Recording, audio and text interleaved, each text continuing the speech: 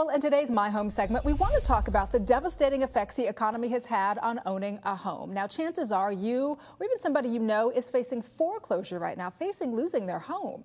And so today we're going to talk with an expert about what is really happening in the housing market and what you should do and can do if you're facing foreclosure yourself.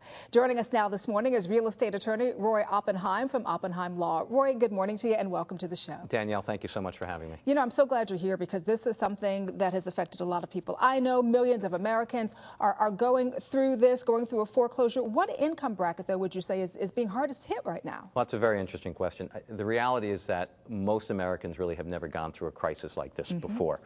What we're seeing is something that we really haven't seen since the Depression.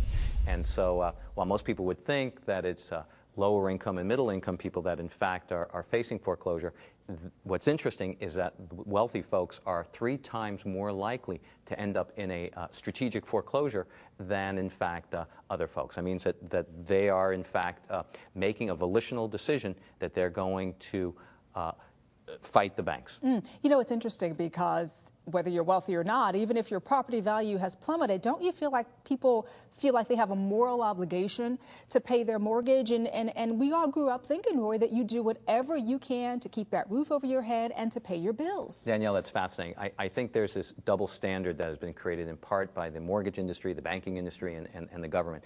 And that is that it's okay for corporations, it's okay for governments, it's okay for states, it's okay for municipalities to walk away from bad deals. And they do all the time. All the time, absolutely.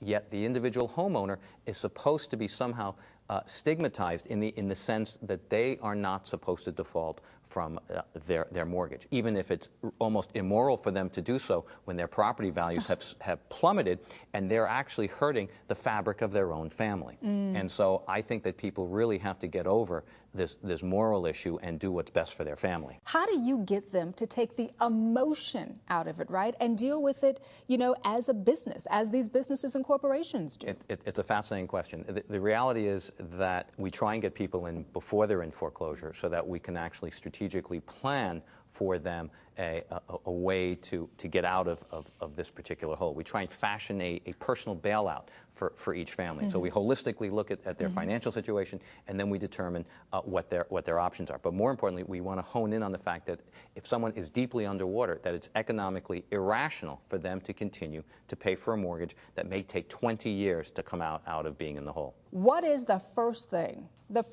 Roy, they should do? The first thing they should probably do is get a lawyer and defend the foreclosure. I mean, they cannot put their head in the sand and ignore it. I mean, I know millions of people have done that, but they're realizing that that's a mistake because what we're finding now is that many of these mortgages had all kinds of technical problems and difficulties, and therefore people can actually defend these foreclosures. The first thing I would do is I'd call my bank and say, hey, listen, here's the deal, here's what's happening. And you say what to that? I say good luck.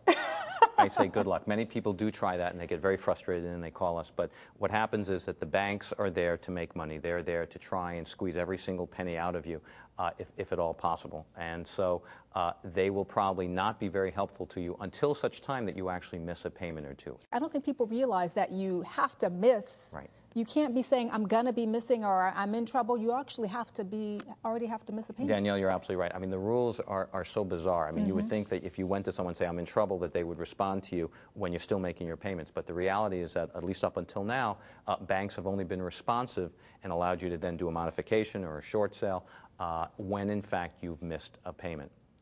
It's crazy. So let's talk about some options people have. You mentioned modification. Yes. That is an option. That is an option. Is it a good option? It's an option. You'll probably be able to cut your interest rate maybe from 6.5% to 4%. You could reduce your payment possibly by 20% total.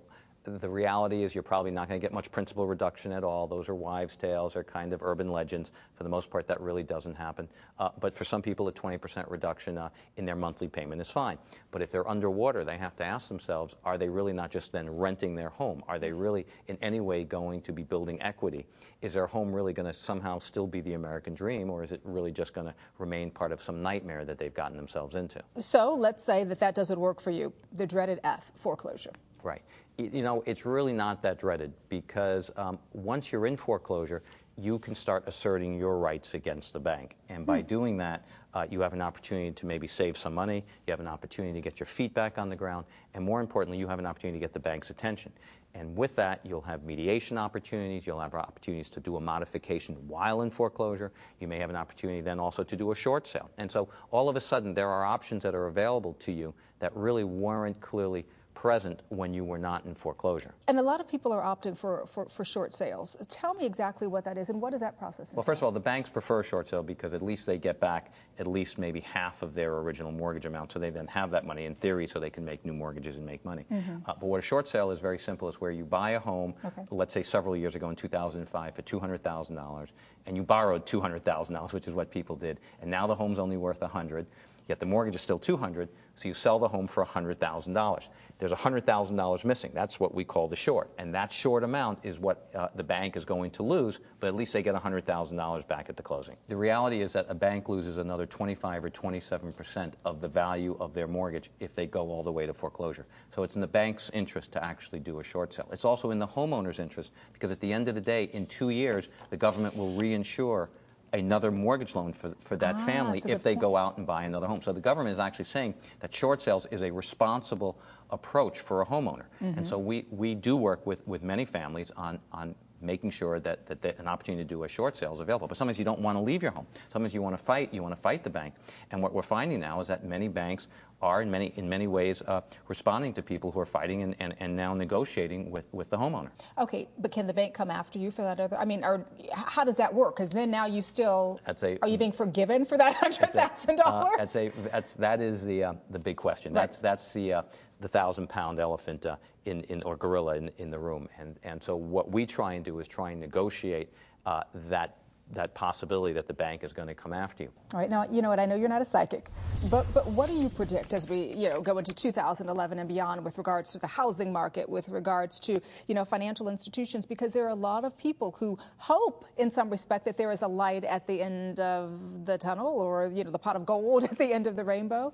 I'm somewhat, of a simple guy when it comes to this, and that is that you need people to have money, you need people to have jobs who can then buy homes. Sure. And if you don't have the jobs and people don't have money, you don't have enough people to buy homes. And therefore, you have this oversupply of homes. Many homes are still owned by the banks, and as these homes come on the market, there will not be enough people who want to buy these homes. So most experts are suggesting that over the next 3 years, we're going to see at least over the next 3 years, a 10 to 20 or 30% reduction, a continued reduction. A continued reduction. In home prices in select markets. And so it could take, as I said earlier, maybe up to 20 years from the peak of this market for prices to fully recover. So is there any upside? Is there any positive to what homeowners and what the economy is going through right now? I think there's tremendous upside. I think the first upside is families are learning to live within their means. That means our children are learning a new set of economic values in terms of how not to spend beyond your own means. It means that credit cards are being used less. It means people are using debit cards more. It means that kids who go into public service and become politicians or government officials are not going to continue to tax people beyond their means. We're seeing that right now all over the country, that taxes, municipal taxes, county taxes, government taxes are continuing to go up while homeowners' incomes are going down, and it just doesn't make sense. And I know that if my kids went into public service, that they would understand that you cannot do that. You cannot continue to tax people when they don't have the resources to pay the tax, because what you're going to do is just aggravate the foreclosure crisis. Right. Because now your taxes go up, your escrows go up, and so now your mortgage goes up. And it becomes a circle that doesn't end. That's absolutely right, Danielle. Well, I have to tell you some really good advice, and I am certain that a lot of our Balancing Act viewers out there will take a lot of this advice because there's so many people going through it, and that's why we're so glad you were here with us this morning on the show. Thank you so much, Roy. Danielle, thank you so very, very much. It was my pleasure. Anytime. And if you're facing foreclosure yourself and you want more information from Roy, just go ahead and check out OppenheimLaw.com.